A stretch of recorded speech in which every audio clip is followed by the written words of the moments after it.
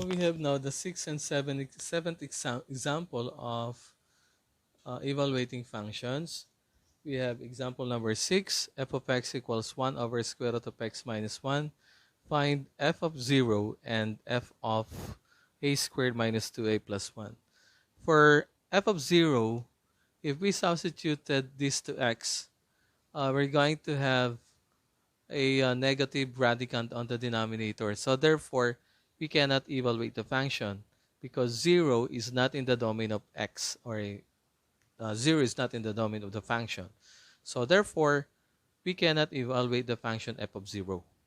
So therefore, we proceed on uh, sa isa sa pinapakuha pa sa atin, which is f of a squared minus 2a plus 1. Okay? So f of a squared minus 2a plus 1. Substitute natin 1 over square root of a squared minus 2a plus 1. Then minus 1. So cancel na yung 1. So our answer is 1 over square root of a squared minus 2a. So yun na yung sagot natin sa ating example number 6. Okay? Then we have example number 7.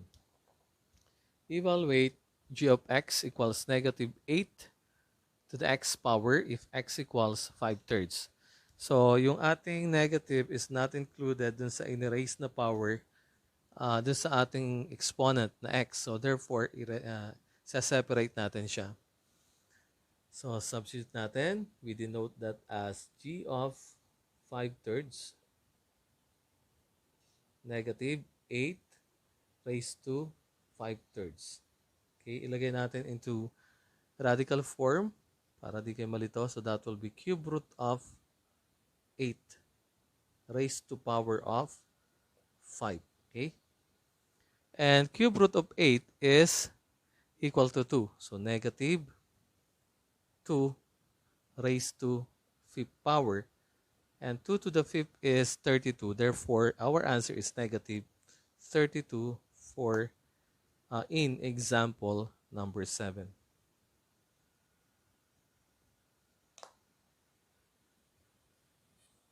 So this is example number 8. It says, evaluate the function h of x equals, what do you call this one? That is the greatest integer function of x minus 3 when x equals 2.3 and x equals negative 1.5. So paano ba yung greatest integer function? Na-discuss ko na to sa mga previous videos ko. When we say greatest integer function, yun yung greatest integer less than or equal to x. Okay? So, kukunin natin yung integer na less than or equal to x. Okay? Now, we evaluate the function when x equals 2.3. Yan, ito muna. So, we have x of 2.3. So, isa-substitute natin dun sa x. So, we have greatest integer of 2.3 minus 3. And the greatest integer of 2.3, ibig sabihin nun, less than, o greatest integer less than or equal to 2.3. So, less than or equal to 2.3, ang integer niya ay 2. Okay? So, 2 minus 3, our answer is negative 1.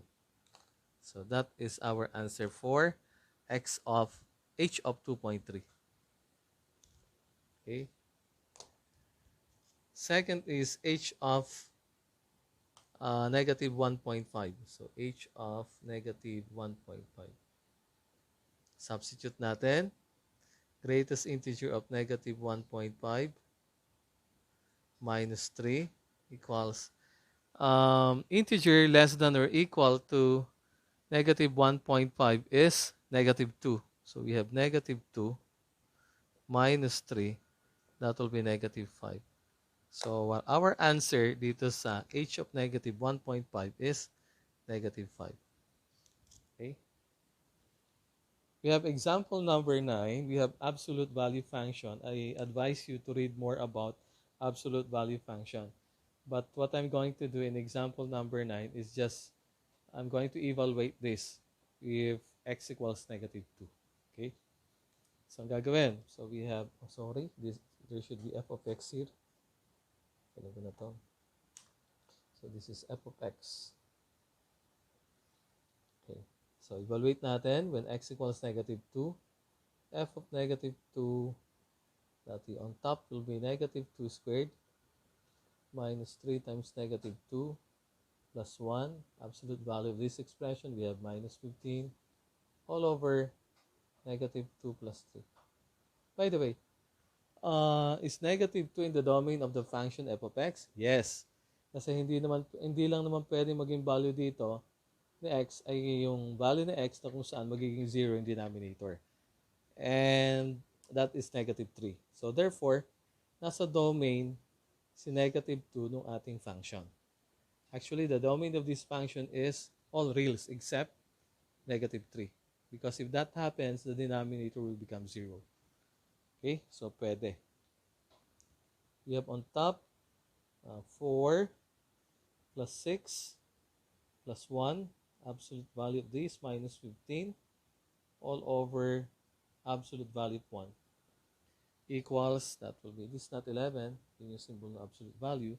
4 plus 6 plus 1 is 11 minus 15.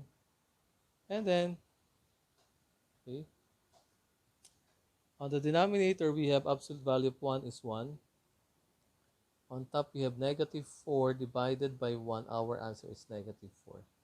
So that is the equivalent value of this absolute value function when x equals negative 2.